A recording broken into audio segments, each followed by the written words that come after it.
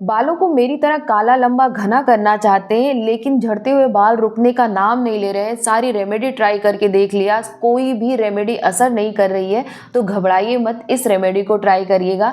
इस रेमेडी से आपके हेयर फॉल भी स्टॉप होंगे और इसको लगाने के बाद आपके हेयर ग्रोथ भी होगी। बहुत लोग के बाल ऐसे हो जाते हैं उनके बालों की ग्रोथ ही रुक जाती है। अगर वो अपने बालों पे कुछ भी ट्राई करें उनके बालों पे कुछ असर नहीं होता। बहुत लोग कहते हैं कि हाँ बाल को कटवा लो, नीचे से बालों की ग्रोथ होगी, लेकिन उससे भी उनकी ग्रोथ नहीं हो रही है। तो इस रेमेडी को ट्राई करिएगा, डेफिनेटली इससे आपकी हेयर ग्रोथ होगी और जो हेयर फॉल है वो भी स्टॉप होगा। इस रेमेडी का जो मेन इंग्रेडिएंट है वो प्याज है। प्याज हमारे घरों में आसानी से मिल जाता है। यहाँ पे हमने 2 से 3 प्याज ले लिए हैं। कोशिश ये करिए कि अगर आपको देसी वाले जो प्याज होते हैं ना वो मिल जाए, तो उससे अच्छा कुछ भी नहीं होता है। लेकिन अगर आपके पास मार्केट वाला है तो आप वही यूज करिएगा। आप यूँ समझ लीजिए कि जो प्याज आपकी आंखों में जितना ज़्यादा लगता है वो प्याज आपके बालों के ग्रोथ के लिए, आपके हेयर फॉल को स्टॉप करने के लिए उतना ज़्यादा इफेक्टिव होता है। ये जो प्याज होता है इसमें सल्फर रिच क्वांटिटी में पाया जाता है। अब आप ये सोच रहे होंगे कि ये सल्फर कौन सी नई बला आ गई। सल्फर कोई नई बला नहीं है।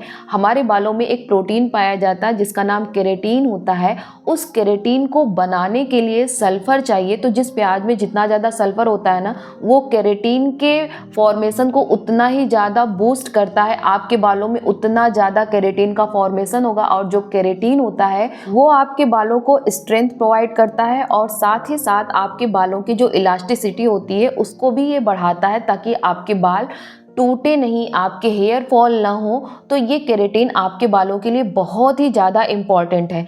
हमें प्याज का जूस निकालना है। तो 2-3 जो प्याज थे उसको मैंने पहले छोटे छोटे पीस में कट कर लिया। उसके बाद थोड़ा सा पानी ऐड करके इसको अच्छे से ग्राइंड कर लिया। ग्राइंड करने के बाद इसको इस तरह से आप छान लेंगे। छानने के बाद स्पून से आप हल्का सा ऊपर की तरफ दबाएंगे ना, तो जितना भी प्याज का जूस होगा सब निकल आएगा। और इस वीडियो में मैं अलग अलग स्कैल्प टाइप के लिए अलग अलग रेमेडी बताऊंगी, तो वीडियो लास्ट तक देखिएगा और आप खुद ये चीज को डिसाइड करिएगा कि आपका स्कैल्प टाइप कैसा है, आपको कौन सी रेमेडी ट्राई करनी चाहिए। तो यहाँ पे मैंने प्याज का जूस निकाल लिया है। तो सबसे पहले रेमेडी उनके लिए है जिनका स्कैल्प फ्लैकी है, मतलब आपके स्कैल्प पे ऐसे पपड़ी जम गई है। अगर आप अपने नाखूनों से या कंघी से ऐसे बाल झाड़ते हैं तो ऐसे पपड़ी जैसे बालों में से निकलती है, तो ये रेमेडी उनके लिए समझ लीजिए बहुत ज़्यादा पावरफुल है। तो हमें 2 से 3 चम्मच यहाँ पे प्याज का जूस ले लेना है। अब इसी में हमें 1 चम्मच कोकोनट ऑयल ऐड कर देना है। इन दोनों को अच्छे से मिक्स कर लेना है। और इस रेमेडी को आप तब ट्राई करिएगा जब आप अपने बालों में ऑयलिंग करने जाइए, तो इसको इस तरह से बना के आप अपने बालों में ऑयलिंग कर लीजिए। और ऑयलिंग करने के बाद कम से कम 1 घंटे तक बालों को इसी तरीके से रहने दीजिए। उसके बाद आपको बाल धुलने नहीं है। एक चीज़ और यहाँ पे बताने जा रही हूँ, वो करने के बाद तब आप बालों को धुलिएगा। आपको ले लेना है कंघी। आपके घरों में 2 टाइप की कंघी होती है। आप ये देखते हैं कि एक के जो टीथ होते हैं ना वो थोड़े बड़े बड़े होते हैं और एक कंघी की जो टीथ होती है वो थोड़ी सी छोटी होती है। तो जैसा आपको वीडियो में दिखाई दे रहा होगा, ये जिसके छोटे छोटे टीथ होते हैं ना वो वाली आपको कंघी लेनी है। और इस रेमेडी को लगाने के बाद आपको जहाँ पे भी उस तरह से फ्लैकी टाइप में स्किन पड़ी हुई है ऐसे पपड़ी वाली, उसमें इस तरह से आपको कंघी करना है। छोटे छोटे अपने बालों को पार्टीशन में डिवाइड कर लीजिए। उसके बाद इस तरह से कंघी करिए ताकि वो सारी पपड़ी बाहर आ जाए। उसके बाद आपको अपने बालों को शैम्पू से अच्छे से वॉश कर लेना है। यहाँ पे जो मैं सेकंड रेमेडी बताने जा रही हूँ ये नॉर्मल स्कैल्प टाइप के लोगों के लिए है, जिसका स्कैल्प ना तो बहुत ज़्यादा ड्राई है ना तो बहुत ज़्यादा ऑयली है। आपको 1 चम्मच यहाँ पे मंगरेल ले लेना है। इसको हम कलौंजी कहते हैं, इसको नाइजीला सीड कहा जाता है। आप ग्रोसरी शॉप पे जाइए और वहाँ पे कहिए कि हमें कलौंजी दे दीजिए, या फिर आप कहिएगा कि हमें आप मंगरेल दिखाइए तो वो आपको दिखा देंगे। अगर नहीं समझ में आया तो आप इसको गूगल कर लीजिएगा, वहाँ पे इसका इमेज मिल जाएगा। तो हमें क्या करना है, 1 चम्मच नाइजीला सीड हमने यहाँ पे पैन में डाला है और 1 गिलास यहाँ पे पानी डाल लूँगी। ये जो कलौंजी यहाँ पे मैं यूज़ कर रही हूँ ना, अगर इसका बालों के लिए बेनिफिट बताने बैठूँ ना तो ये वीडियो न जाने कितने घंटे का बन जाएगा, आप सोच भी नहीं सकते। इन शॉर्ट आप ये समझ लीजिए कि जो कलौंजी होता है उसमें minerals, fatty acid essential nutrient होते हैं जो कि हमारे हेल्दी हेयर ग्रोथ को प्रमोट करते हैं। इवन इसमें लिनोइक एसिड पाया जाता है जो कि आपके ग्रे हेयर को ब्लैक हेयर में कन्वर्ट कर देता है, या फिर आपके जितने बाल सफ़ेद हो गए हैं वो वहीं पे उनको स्टॉप कर देता है, आगे नहीं बढ़ने देता है। कलौंजी के इस्तेमाल से आपके बालों में शाइन भी बहुत अच्छा आता है। ये आपके फॉलिकल ग्रोथ को इम्प्रूव करता है, जिससे जो हेयर की ग्रोथ रुक गई है ना वो बूस्ट हो। इसमें एंटी इन्फ्लेमेटरी की प्रॉपर्टी होती है, जिसके कारण अगर आपके स्कैल्प में किसी भी तरह का रेडनेस हो या फिर बहुत ज़्यादा इचिंग हो रही हो, फंगल इन्फेक्शन हो, तो ये उन सबको पूरी तरीके से ख़त्म कर देता है।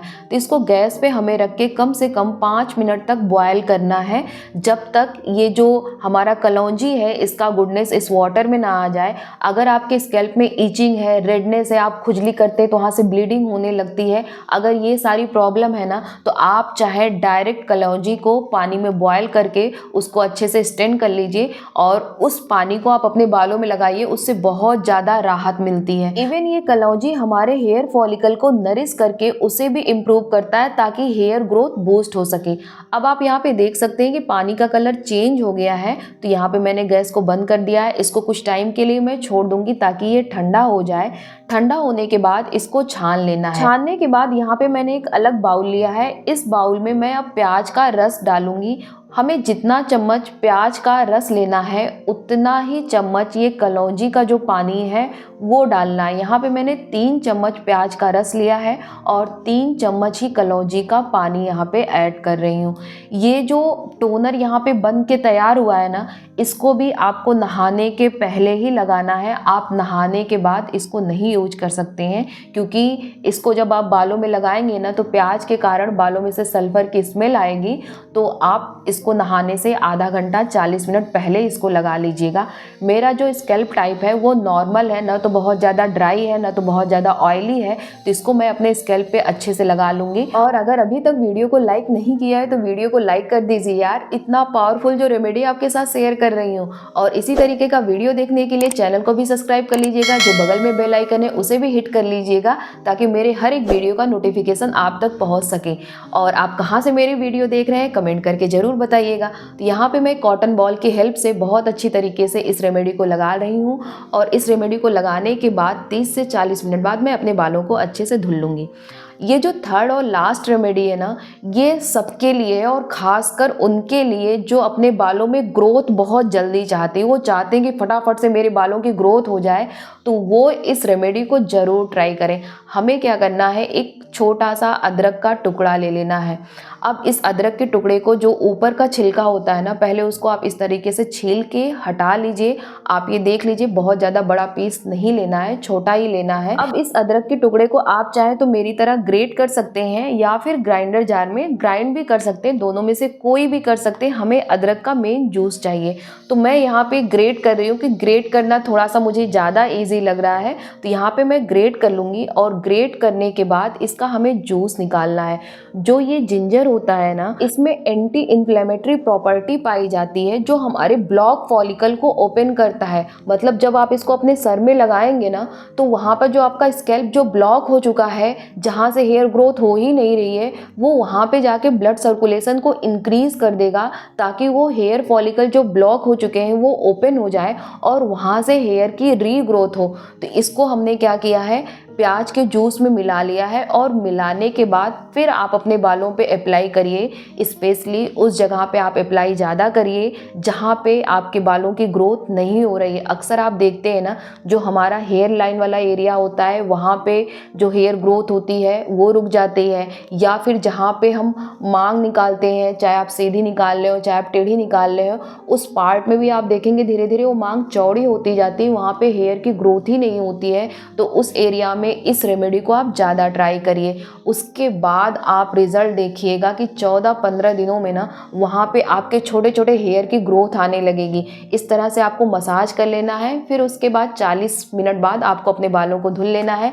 आपके भी बाल लंबे काले घने हो जाएंगे। अगर वीडियो अच्छी लगी हो तो वीडियो को लाइक करिएगा। इसी तरीके का वीडियो देखने के लिए चैनल को भी सब्सक्राइब करिएगा। अगर इस वीडियो से रिलेटेड कोई भी क्वेश्चंस आपके मन में है तो आप कमेंट बॉक्स में कमेंट कर दीजिएगा, वहाँ पे आपके कमेंट का रिप्लाई मैं कर दूंगी।